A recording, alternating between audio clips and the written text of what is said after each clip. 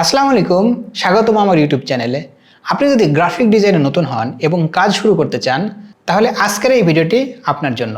আজ আমি শেয়ার করব 10টি সহজ কিন্তু কার্যকরী টিপস, যা নতুনদের জন্য খুবই উপকারী। তাহলে আর সময় নষ্ট না করে চলুন শুরু করি। ফার্স্ট স্টেপ হচ্ছে কিপ ইট সিম্পল।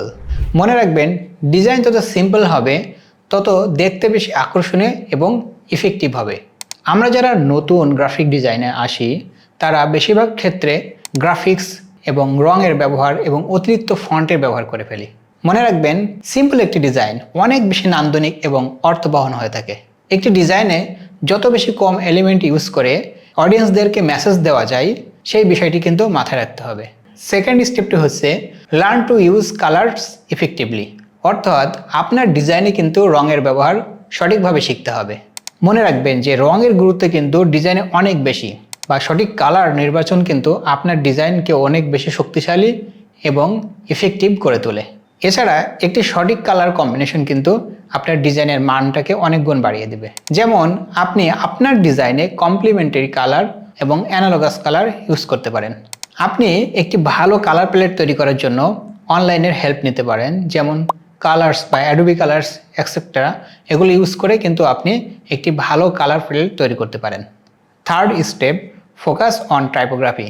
অর্থাৎ আপনি যদি একটি ভালো মানের ডিজাইন করতে চান, টাইপোগ্রাফির প্রতি কিন্তু আপনাকে অনেক বেশি গুরুত্ব দিতে হবে এবং এটি ভালোভাবে বুঝতে হবে। প্রথমত যে বিষয়টি আসে, একটি ডিজাইন কিন্তু চোখের সৌন্দর্যটাই প্রথমে আপনাকে ফুটিয়ে তুলতে হবে। এই জন্য দরকার আপনার টাইপোগ্রাফি, এবং টাইপোগ্রাফি আপনার ডিজাইনকে খুব বেশি প্রফেশনাল করার জন্য অনেক গুরুত্ব বহন করে থাকে। Step 4, choose the font carefully. আপনার ডিজাইনের জন্য সঠিক ফন্টটি এখানে নির্বাচন করতে হবে। সব ফন্ট কিন্তু সব ধরনের ডিজাইনের জন্য নয়। যদি আপনি কর্পোরেটের জন্য ডিজাইন করেন, সেক্ষেত্রে আপনাকে অবশ্যই সেরিফ ফন্ট ইউজ করতে হবে, এবং যদি আপনি ক্যাজুয়াল টাইপ ডিজাইন করেন, সেক্ষেত্রে আপনাকে সেন সেরিফ ফন্ট ইউজ করতে হবে। এবং যদি আপনি ফ্রি টাইপের ফন্ট বা লাইসেন্স প্রাপ্ত ফন্ট ইউজ করতে চান, সেক্ষেত্রে অবশ্যই গুগল ফন্টের কিন্তু জুড়ি নাই। আপনি গুগল ফন্ট ইউজ করে সব ধরনের ফন্ট কিন্তু এখানে পেয়ে যাবেন অলমোস্ট। স্টেপ 5 হচ্ছে মেইনটেইন দ্য ব্যালেন্স।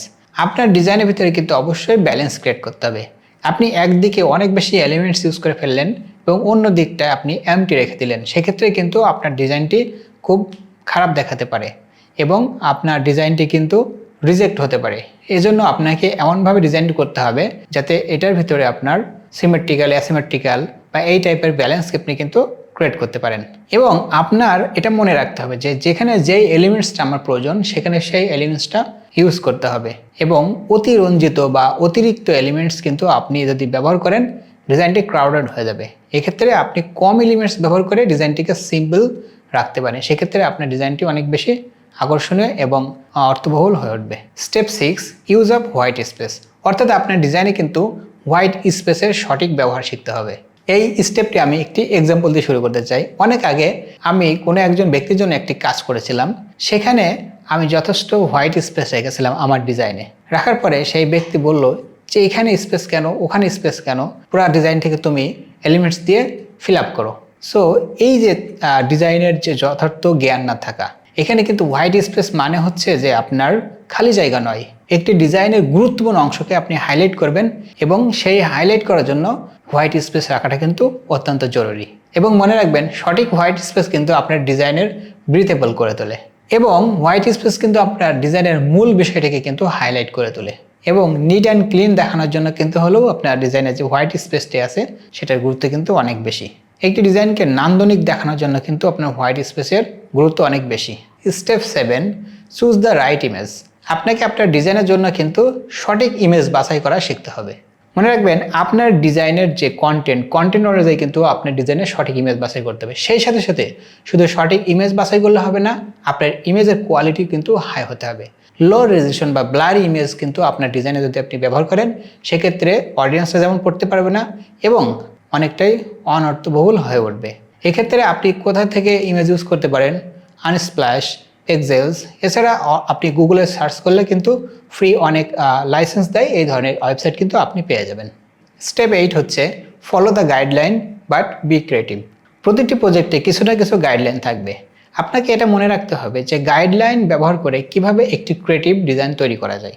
এক্সাম্পল হিসেবে বলতে পারি যে আপনি যদি একটি ব্র্যান্ডের লোগো এবং কালার ইউজ করেন, সেক্ষেত্রে অবশ্যই আপনি সেই লোগো এবং কালার ব্যবহারের মাধ্যমে একটি ইউনিক ডিজাইন এবং একটি ক্রিয়েটিভ ডিজাইন কীভাবে তৈরি করা যায় সেটাই আপনাকে এখানে শিখতে হবে এবং সেই কাজটি করতে হবে।